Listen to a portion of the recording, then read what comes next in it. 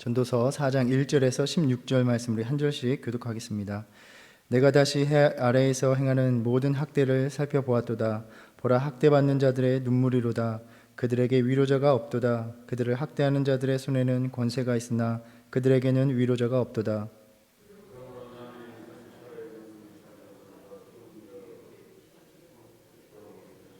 이 둘보다도 아직 출생하지 아니하여 해 아래에서 행하는 악한 일을 보지 못한 자가 더 복되다 하였노라.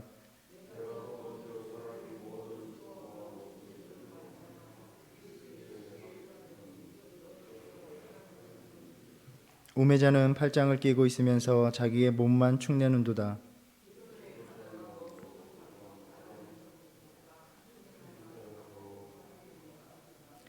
내가 또 다시 해 아래에서 헛된 것을 보았도다.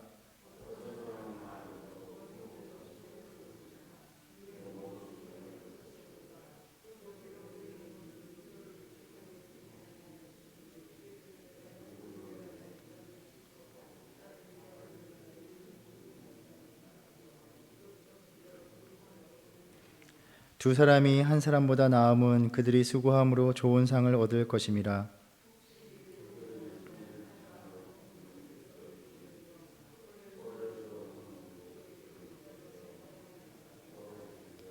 또 두 사람이 함께 누우면 따뜻하거니와 한 사람이면 어찌 따뜻하랴.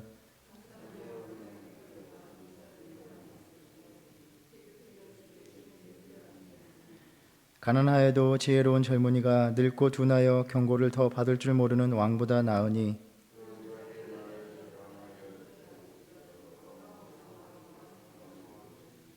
내가 본즉 해 아래에서 다니는 인생들이 왕의 다음 자리에 있다가 왕을 대신하여 일어난 젊은이와 함께 있고,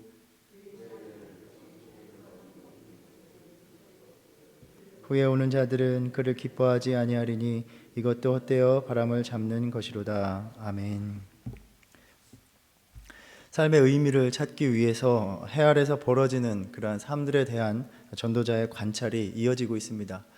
1절부터 3절까지는 힘 있는 사람들에 의해서 이루어지는 부당한 착취에 관한 것입니다.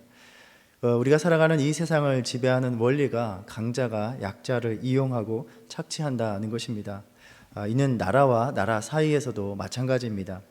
오늘날 부유한 나라의 삶, 누리는 그 삶들은 가난한 나라의 자원과 노동력을 값싸게 이용한 대가입니다.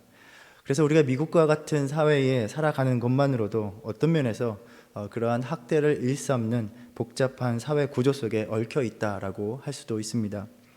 전도자는 보라, 학대받는 자들의 눈물이로다라고 말합니다. 보라, 히브리어로 힌네라는 말입니다. 주의를 끄는, 환기를 시키는 말입니다. 우리는 이 세상에 약자가 부당하게 취급받고 있다는 것을 잘 알고 있습니다. 그렇지만 우리 주위에 누가 또 어떠한 학대를 받는가에 대한 별다른 관심은 두지 않습니다. 뉴스 등을 통해서 가슴 아픈 사연이 알려질 때에야 밥 먹을 시간도 없이 노동에 시달리다가 사고로 죽어가는 앳된 청년들의 사연을 접하고 나서야 그들의 삶이 얼마나 괴롭고 고달팠는지를 알게 되고 비탄해 합니다. 우리 역시 각자 자기 자신의 삶에 짓눌려 살아가면서 다른 이들의 삶에 관심을 둘 여유가 없이 그렇게 살아가고 있는 세상입니다. 그러한 세상 속에서 전도자가 본 것은 학대받는 자들의 눈물이었습니다. 그 당시에 배경으로 여겨지는 헬라 시대의 그 부자들은 통치자들에게 바쳐야 할 세금, 그 곡물들을 채우기 위해서 가난한 농부들을 더 억압하고 말 그대로 고혈을 다 짜내는 그러한 삶이 심해져 갔습니다. 빚이 늘어난 가난한 사람들은 몸을 팔아서 부자들의 노예가 되어야만 했습니다. 포로 후기에 돌아온 유대인의 공동체에서 벌어지는 일이기도 했습니다. 느헤미야 5장에 보면 백성들은 자기 동포들을 원망하며 나왔다라고 말합니다. 그의 형제들인 유다 사람들을 원망했습니다. 흉년이 들어서 왕에게 바칠 세금을 채우기 위해서 자신들의 밭과 포도원으로 저당을 잡히고 빚을 내었습니다. 같은 동족 형제임에도 부자들은 그렇게 가난한 자들에게 내어준 그 빚의 높은 이자를 취했고, 가난한 이들은 자기 자식들을 종으로 팔 수밖에 없었습니다. 느헤미야는 이방인의 손에서 우리 형제들을 이렇게 되찾아왔는데 이제 같은 형제를 너희가 팔고자 하느냐라며 분노하며 책망했습니다.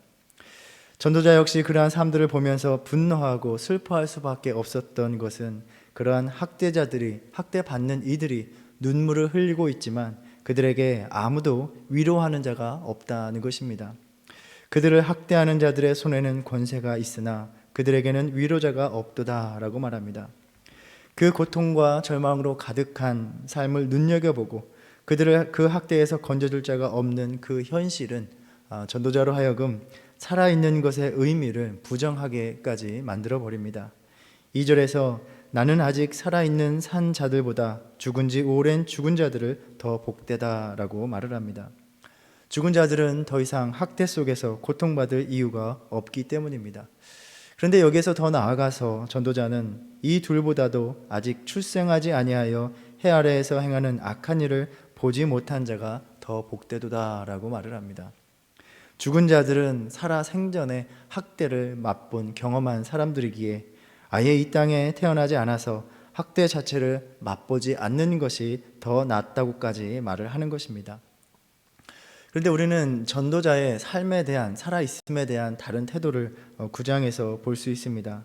4절에 보면 모든 산 자들 중에 들어있는 자에게는 누구나 소망이 있음은 산 개가 죽은 사자보다 낫기 때문이니라 라고 말합니다. 적어도 살아있는 것이 죽은 것보다 더 낫다라는 말입니다. 이처럼 전도자의 삶에 대한 묵상은 그때그때 그 진술들은 상황적인 것이라고 우리는 볼 수 있습니다.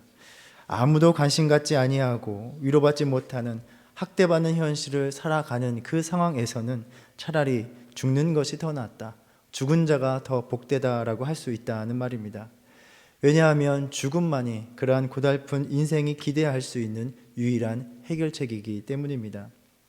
하나님께서는 그 백성들에게 그러한 삶들을 우리가 돌봐야 한다라고 명하셨습니다. 출애굽기 22장 22절 이하에 보면 너는 과부나 고아를 해롭게 하지 말라. 내가 만일 그들을 해롭게 함으로 그들이 내게 부르짖으면 내가 반드시 그 부르짖음을 들으리라. 나의 노가 맹렬함으로 내가 칼로 너희를 죽이리니 너희의 아내는 과부가 되고 너희 자녀는 고아가 되리라 라고 엄히 경고하셨습니다. 그리고 이어지는 말씀 속에서 오늘 본문과 더 직접적으로 연결되는 말씀으로서 가난한 자들에게 돈을 꾸어주고 채권자같이 굴지 말고 그들에게 저당 잡은 옷을 해가 지기 전에 돌려주라 라고 명하셨습니다. 그가 내게 부르짖으면 내가 들으리니 나는 자비로운 자임이니라 라고 말씀하셨습니다. 무슨 말씀입니까? 바로 하나님께서 그러한 자들의 위로자가 되어주신다라는 말씀입니다. 이 땅에서 억울하고 괴로운 삶을 살아가는 자들이 흘리는 눈물을 주목하여 바라보고 계시는 분이 우리 하나님이시다라는 것입니다. 시편 56편 8절에서 다윗은 자기를 삼키려고 종일 치고 압제하는 자들 속에서 주님 앞에 기도합니다. 나의 유리함을 주께서 계수하셨사오니 나의 눈물을 주의 병에 담으소서. 내가 흘리는 그 눈물들을 하나하나 헤아려 달라라고 간구합니다. 전도자에게는 이 학대받는 이들의 눈물에 시선을 두지 않으며 위로자가 되지 못하는 그 인생들에게 소망을 줄 수 없었던 것입니다. 그러나 이와 반대로 그 눈물을 보아주시는 분이, 그 눈물을 알아주는 분이 위로자가 있다면 또 우리에게는 살아갈 소망이 있다는 말이기도 합니다. 하나님께서는 언제나 그렇게 학대받는 자들의 위로자가 되어 주셨습니다.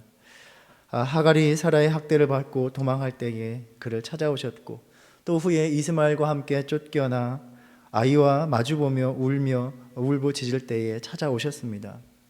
이스라엘 백성들이 애굽의 압제에 부르짖을 때에 모세를 보내시며 이제 가라, 이스라엘 자손의 부르짖음이 내게 달하고 애굽 사람이 그들을 괴롭히는 학대도 내가 보았으니 이제 내가 너를 바로에게 보내어 너에게 내 백성 이스라엘 자손을 애굽에서 인도하여 내게 하리라 라고 말씀하셨습니다. 이사야 40장에 보면 비록 심판을 받아 포로 생활을 하며 그 괴로운 삶을 살아가야 했던 백성이었지만 그들에게 하신 가장 첫 번째 말씀은 무엇이었습니까? 너희의 하나님이 이르시되 너희는 위로하라, 내 백성을 위로하라 라는 말씀이었습니다. 전도자는 그 학대의 현실을 보면서 그저 답답하고 절망적인 현실에서 죽은 자가 살아있는 자보다 낫구나라고 한탄을 할 뿐이었습니다. 우리가 잘 알듯이 전도자는 자신을 왕의 신분으로서 소개합니다. 그 자신이 어쩌면 학대에 가장 큰 책임이 있었고 그 학대를 벗겨줄 수 있는 권세도 있는 자였습니다. 그렇지만 비록 왕의 신분이라 할지라도 학대받은 이들에게 위로자가 될 수 없었다는 것을 우리는 보게 됩니다. 이 위로자라는 말은 그렇기에 단지 희생자의 눈물을 바라보고 공감하고 그 눈물을 닦아주는 그 이상의 의미를 갖고 있다는 것입니다. 그들을 보호하기 위해서, 그 학대에서 벗어나게 해주기 위해서 무언가 할 수 있는 사람, 적극적으로 역할을 수행하는 사람입니다. 그래서 하나님 없는 인생들에게 억압의 현실은 저주받는 일과 같아서 오로지 그 위로는 모든 것을 덮어버리는, 그 인생을 끝내버리는 죽음에서 올 뿐입니다.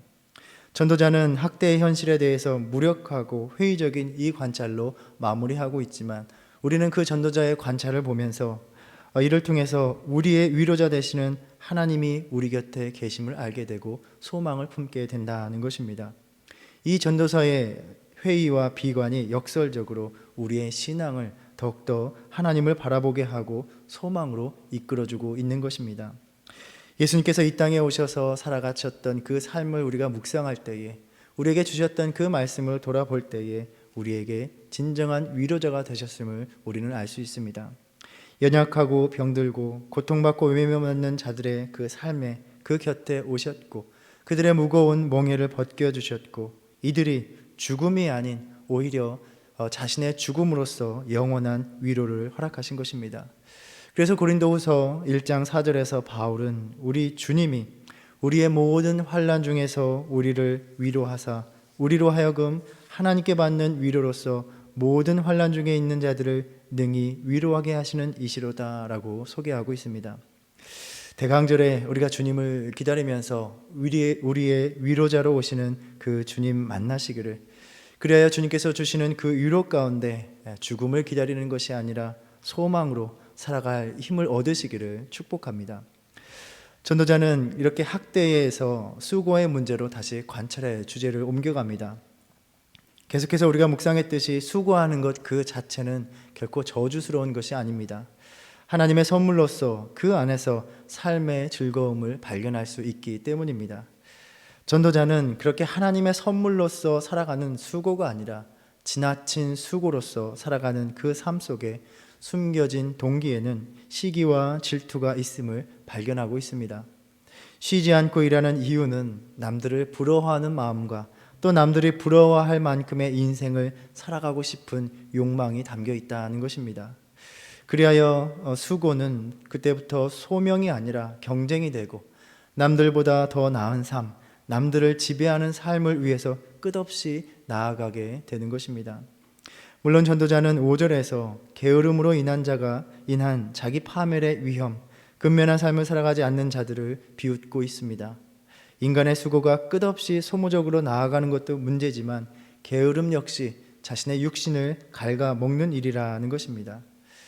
6절에서 두 손에 가득하고 수고하며 바람을 잡는 것보다 한 손에만 가득하고 평온함이 더 나으니라 라고 말하면서 우리가 인생을 살아가면서 수고에 대한 균형적인 감각을 가져야 한다라고 가르쳐주고 있습니다. 7, 8절에서는 수고에 대한 주제와도 연결이 되면서 인생의 또 다른 헛됨을 보여주는 예로서 자신은 조금도 즐기지 못하면서 끊임없이 수고하며 재물을 모았지만 물려줄 상속자가 없는 경우를 들고 있습니다. 가족 간의 유대 관계도 없이 고독한 일 중독에 빠져 있는 현대의 허무한 인생의 비극적인 또 다른 본보기이기도 합니다. 결국 그는 혼자만의 외로운 존재가 되어버려서 많은 수고로 그 노력으로 부유해졌지만 오히려 자기 자신의 존재를 궁핍하게 만들어 버려서 그 인생이 자조적인 물음을 하는 것을 우리가 볼 수 있습니다. 내가 누구를 위하여는 이같이 수고하고 나를 위하여는 행복을 누리지 못하게 하는가. 이것도 수고의 불행한 예라는 것입니다. 결국 자기 자신만을 탓할 수밖에 없는 노릇입니다. 모든 관계를 다 포기하고 자신만을 위해서 살아왔지만 일평생의 수고의 동기와 결과에서 오히려 자신이 소외되어 버렸기 때문입니다. 이러한 고독한 사람에게 닥친 수고의 무익함에 견주어서 관계의 상대적인 유익함을 이야기합니다. 인간이 다른 사람과 함께 하는 것이 더 낫다는 것입니다. 지나친 수고의 무익함, 수고하지만 아무런 관계가 없는 자의 그 인생의 무익함에서 그나마 인간이 다른 이들과의 유대 관계에 있을 때에 인생의 유익함이 있다라는 것을 발견한 것입니다. 9절에서 한 사람보다 두 사람이 일할 때의 수고에 대한 보상이 더 크다라고 말하고 있습니다. 전도자는 이어서 동료의 유익함, 친구의 유익함을 세 가지로 설명합니다. 위험이 있을 때에 친구가 옆에 있다면 그로 말미암아 도움을 받을 수 있고 건짐을 얻을 수 있다는 것입니다. 또 일교차가 큰 팔레스타인의 지역을 감안한다면 여행길에서 친구와 함께 할 때에 따뜻한 체온을 나눔으로써 온 밤에 그 극심한 추위를 피할 수 있다는 것입니다. 또 마지막으로 고대 근동에서 홀로 여행하는 것은 매우 위험한 일이었습니다. 우리가 사마리아인의 비유에서 볼 수 있듯이 외롭게 홀로 여행하는 이는 강도의 표적이 될 수 있었습니다. 그러나 두 사람이 함께 할 때는 서로에게 도움을 주며 그러한 강도들에게 저항하며 또 서로를 보호할 수 있는 노릇이었습니다. 우리가 이 오늘 4장 말씀의 전체적인 주제의 흐름을 보았을 때에 전도자는 어떤 면에서 수고의 문제를 공동체 안에서 해결하고 있는 것입니다. 인간관계의 부재 속에서 개인의 끊임없는 고독한 수고는 무의미하다는 것입니다. 일과 보상이 공동체 안에서 이루어질 때에 그나마 의미가 있다는 것입니다. 공동체 안에서 다른 사람들과의 유대 관계 안에 있을 때에 진정한 안전함과 평안을 누릴 수 있다라는 말이기도 합니다. 우정도 없고 다른 이들과의 유대 관계가 없는 사람은 정작 인생의 위기가 닥쳐올 때에 혼자 있으며 위로를 받을 수 없다는 것입니다. 이러한 의미에서 하나님께서 우리로 하여금 공동체로 부르시고 교회라는 공동체를 세워가도록 하신 것이 얼마나 우리 인생을 위한 일이었는지를 우리가 다시 한번 돌아보게 됩니다. 하나님께서 사람을 창조하실 때에 모든 것이 다 좋다라고 말씀하셨지만 사람이 혼자 사는 것이 좋지 아니하다라고 하셨고 서로를 돕는 배필을 만들어 주셨습니다.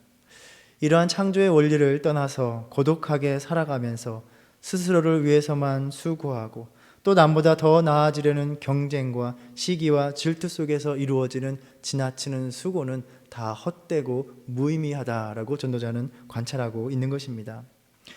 오늘 4장 마지막 부분에서 전도자는 또 정치 권력의 허망함을 이야기합니다. 나이 많은 왕, 가난하게 태어났지만 감옥에서 나와서 왕 위에 오른 젊은이, 그리고 이 왕의 인기가 떨어지자 백성들의 환호를 받는 또 다른 젊은이에 대해서 이야기하면서 그 어느 누구에게도 통치자의 영광과 유산이 영속적으로 머물러 있지 못하다는 것을 전도자는 관찰한 것입니다.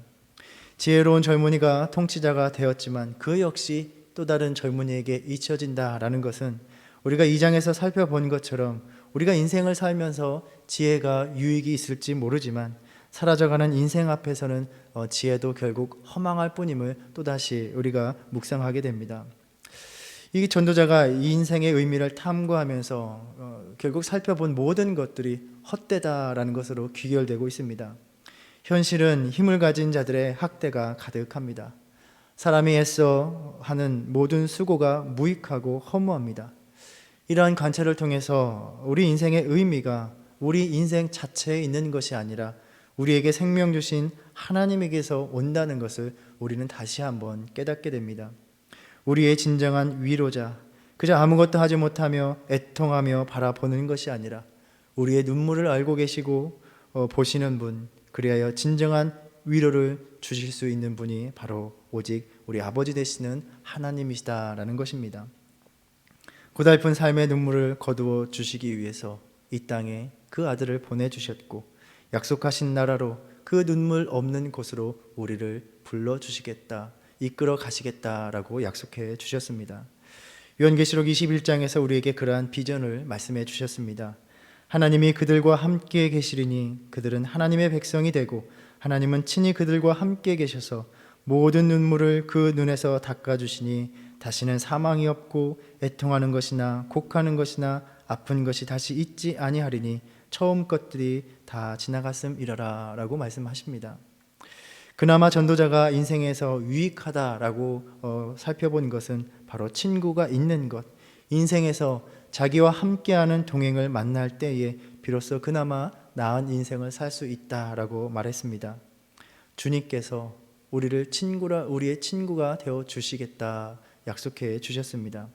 그 삶의 여정에서 곁에 늘 함께하면서 위험에서 도움을 주는 자, 함께 싸워주는 자가 되어 주시는 것입니다.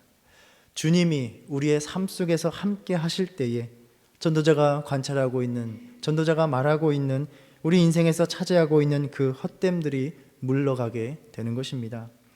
우리와 함께하여 주시는 임마누엘의 하나님이 되어 주시기 위해서 이 땅에 오셨고 오늘도 우리의 삶 속으로 오시겠다라고 말씀하십니다. 우리가 이 대강절을 보내며 주님을 기다리면서 우리 그 인생의 헛됨에서 건져 주시기 위해서, 또 위로해 주시기 위해서 오시는 그 주님을 만남으로 또 다시 소망을 품고 살아갈 수 있는 저와 여러분 되기를 간절히 소망합니다. 기도하겠습니다.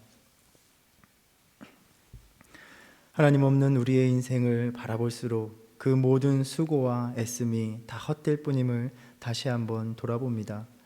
우리의 고된 삶 속에서 진정한 위로자를 찾지 못하여 살아있음을 저주할 때에 주님이 우리의 위로자가 되어주셨고 십자가로 죄된 삶에 대한 모든 저주를 소망으로 바꾸어 주셨습니다. 오늘도 우리의 삶 속에 오시는 주님을 간절히 기다립니다. 오셔서 험난한 인생 여정길에 동행이 되어주시고 친구가 되어 주시옵소서. 오늘도 하나님 없이 우리 자신이 누리지 못할 것들을 위하여 끊임없이 애쓰기만 하는 어리석은 인생이 되지 않게 하시고 하나님이 누리게 하신 것들에 감사하며 하나님과 동행하며 하나님을 위하여 사는 인생이 되게 하여 주시옵소서. 예수님의 이름으로 기도드립니다. 아멘. 하늘에 계신 우리 아버지여, 이름이 거룩히 여김을 받으시오며 나라의 임하옵시며 뜻이 하늘에서 이룬 것 같이 땅에서도 이루어지이다. 오늘날 우리에게 일용할 양식을 주옵시고 우리가 우리에게 죄 지은 자를 사하여 준 것 같이 우리의 죄를 사하여 주옵시고 우리를 시험에 들게 하지 마옵시고 다만 악에서 구하옵소서. 나라와 권세와 영광이 아버지께 영원히 있사옵나이다. 아멘.